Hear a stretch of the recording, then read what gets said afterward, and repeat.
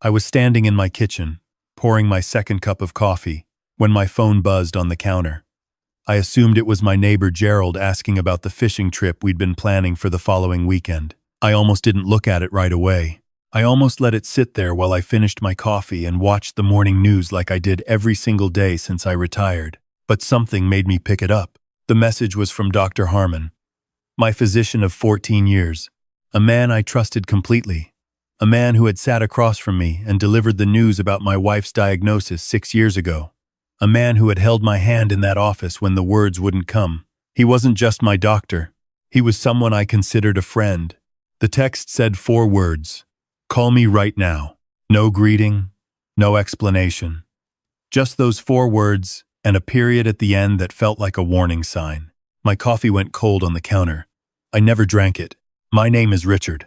I'm 67 years old. I live alone in the same house in Knoxville, Tennessee, where my wife Carol and I raised our 2 children over the span of 31 years. Carol passed away from cancer in the spring of 2019. After she was gone, the house felt enormous in a way it never had before, even when the kids were grown and moved out, even when it was just the 2 of us rattling around in it. But I stayed. I stayed because every corner of that house had her in it, and I wasn't ready to let that go. My son Marcus is 38. He lives about 20 minutes away with his wife, Denise, and their daughter, my granddaughter, Sophie, who just turned 6 in October. Sophie is the reason I get out of bed on the hard mornings. She has Carol's eyes, the exact same shade of gray-green that I fell in love with 40 years ago. When Sophie laughs, I hear her grandmother in it, and that is both the most painful and the most beautiful thing in my life. My daughter Kathleen is 35 and lives in Portland. We talk every Sunday evening without fail. She's a good woman. She takes after her mother in the ways that matter most. I should tell you about Marcus, so you understand. Marcus was always the one who moved faster than the world around him. Even as a boy, he was constantly calculating, constantly looking for the angle, the shortcut, the better deal. Carol used to say he had a businessman's mind. She meant it as a compliment. I accepted it as one. But there were moments, even when he was young, when I'd catch something in his eyes during a conversation about money, about the house, about what things were worth, and I'd feel a small chill that I always talked myself out of feeling. After Carol died, Marcus became very attentive. He came by the house regularly. He called more often. He took me to appointments when I didn't want to drive. At the time, I was grieving, and I received his attention the way a drowning man receives a rope, gratefully, without asking where the rope was anchored. About 8 months after Carol's funeral, Marcus started talking about my finances. It began casually. Questions about my retirement accounts, my pension from the county where I'd worked as a civil engineer for 29 years. Questions about the house. Had I thought about what I wanted to do with it long term? Had I considered updating my will since Mom was gone? Those were all reasonable questions. Responsible, even. I told myself my son was being practical. I told myself I should be glad he was thinking ahead. I gave him more information than I should have. I told him about the accounts, the property value, the life insurance policy that had paid out after Carol passed. I trusted him. He was my son. That's the part that still sits heavy in my chest when I think about it, not the betrayal itself, but how completely I handed him the keys and never once questioned why he wanted them. A few months after those conversations began, Marcus suggested I see an estate attorney to get everything in order. He even recommended one, a man named Patterson, who had an office downtown. I went. I met with Patterson twice. I thought we were simply updating my will and making sure everything was organized. Patterson seemed efficient and professional. I had no reason to think anything was wrong. Then, about 3 weeks before everything fell apart, Marcus brought up something new. He said he was worried about me. He sat across from me at my own kitchen table, the same table where we'd eaten 1,000 family dinners, and he told me he'd noticed some things. He said I seemed forgetful lately. He said I'd repeated myself on the phone a few times and that he was concerned. He said Denise had mentioned it too. He said it gently, with his hands folded in front of him, and this expression on his face that looked almost like grief. And I sat there, feeling confused and a little embarrassed, turning the mug in my hands and trying to remember the conversations he was talking about. I told him I was fine. He nodded slowly, The way you nod when you don't believe someone but don't want to argue. He suggested I talk to Dr. Harmon, get a cognitive evaluation, just to have a baseline. He said it was nothing to be ashamed of, that early intervention was important, that he just wanted to make sure I was taken care of. He said, "Dad, you're the most important person in my life. I just need to know you're okay." I made the appointment because I loved my son and I believed him. Now here's where I need to stop and tell you something that I didn't know at the time I made that appointment. Something that Dr. Harmon would tell me on the phone that morning when I called him back, standing in my kitchen with cold coffee on the counter and my hands not quite steady. I dialed his number. He picked up on the first ring. "Richard," he said, "I'm glad you called quickly. I need to talk to you about something, and I need you to listen carefully before you react." I told him to go ahead. He said that the day before, he'd received a call from Marcus. Marcus had called Dr. Harmon's office and spoken to one of the front desk staff, attempting to schedule what he described as a family consultation regarding my father's cognitive decline. He had used that exact phrase, my father's cognitive decline. He had described specific incidents, details about my behavior, my memory lapses, my confusion, and requested that Dr. Harmon provide documentation supporting a diagnosis of early-stage dementia. Dr. Harmon paused. "Richard," he said, "I have been your physician for 14 years. I have no clinical basis whatsoever to support that characterization. You are one of the sharpest patients I see. Your last cognitive screening, which we did as part of your annual physical 8 months ago, was completely normal. Better than normal for your age group."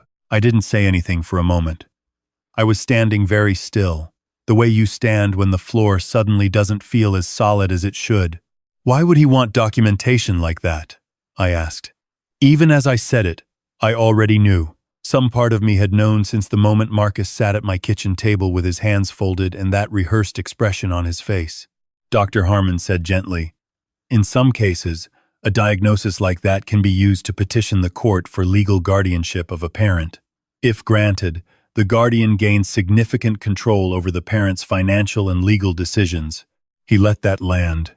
Then he said, "I don't know what your son's intentions are, Richard, but I do know what he asked me for, and I know I can't in good conscience do it.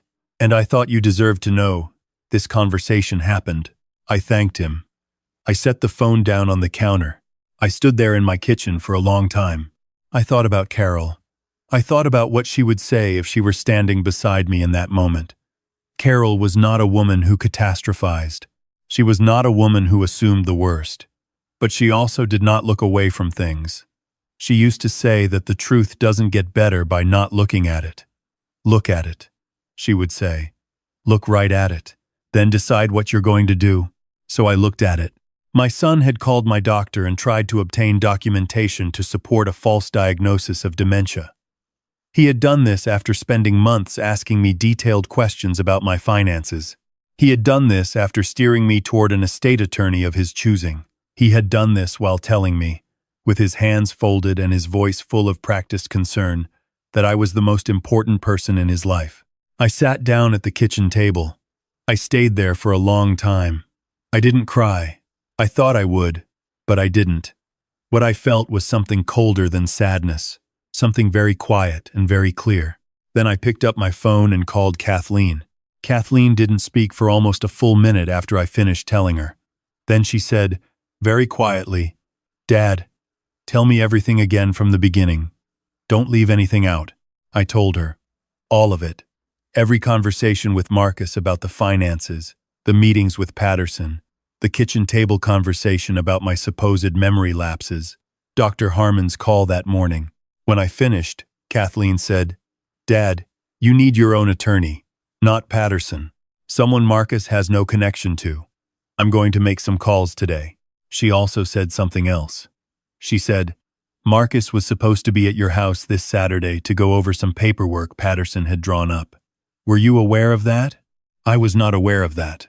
I had never agreed to any appointment on Saturday. No one had told me about any paperwork. Kathleen had found out because she'd spoken to Denise 2 weeks earlier at Sophie's birthday party. Denise had mentioned, offhandedly, that Marcus was going to help Dad get some estate paperwork squared away. She'd said it the way you mentioned something ordinary, the way you'd mentioned someone getting their oil changed. Kathleen had assumed I knew about it and hadn't thought more about it until this moment. So, he was planning to come to your house with documents from Patterson, Kathleen said. And you would have thought it was routine. You would have signed them. I didn't answer. I didn't need to. Kathleen took 2 days off work. She flew into Knoxville on a Thursday evening. I picked her up from the airport and we sat in my car in the parking garage for almost an hour before we even drove home, just talking, just making sure we both understood what we were dealing with. She had already made contact with an attorney in Knoxville named Claire Whitfield. Kathleen had researched her thoroughly. Whitfield specialized in elder law and estate disputes. She'd handled cases like this before, cases where adult children used financial and legal manipulation against aging parents. She knew exactly what to look for. We met with Whitfield on Friday morning. I brought every document I had, account statements, the materials from my meetings with Patterson, my existing will, everything. Whitfield went through it all methodically, asking questions in a way that made me feel that she was dismantling something carefully, looking at each piece before setting it aside. After about 90 minutes, she looked up from the papers and said, "Mr. Richard, the documents Patterson prepared are designed to consolidate your financial accounts under a joint management structure that would give your son substantial unilateral authority. There's language in here that, combined with a supportive medical evaluation, could be used to escalate toward a guardianship petition." She said it plainly, without drama. Just the truth laid flat on the conference table between us. "What do I do?" I asked. She said, "First, you do nothing to alert your son that you're aware of this. Second, you do not sign anything, not with Patterson, not with anyone, without my review first. Third, we prepare a new will and power of attorney that reflect your actual wishes, executed through my office, so that regardless of what happens next, your estate is protected." Then she said something else. "You mentioned a granddaughter." "Sophie," I said. "She's 6. Whitfield nodded. "We can structure protections around her specifically. A trust, if that's something you want to consider. Something that ensures your granddaughter's interests are secured independent of any other family dynamics." I told her that was exactly what I wanted. We spent that afternoon and most of Friday evening working through the new documents. Kathleen sat beside me through all of it. At one point, she reached over and took my hand and held it while Whitfield was explaining something. And I thought about Carol again, about how much Kathleen was her mother's daughter, and I had to look at the ceiling for a moment to hold myself together. By Friday night, I had a new will. I had a new power of attorney naming Kathleen as my agent.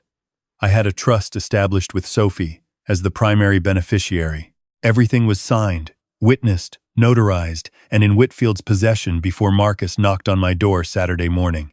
He arrived at 10 o'clock with a manila folder under his arm and Denise's famous blueberry muffins in a paper bag. He was smiling. He kissed me on the cheek when I opened the door.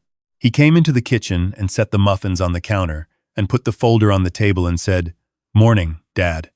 Patterson put together some papers for us to look over. Nothing complicated. Just want to make sure everything's in good order." I told him to sit down.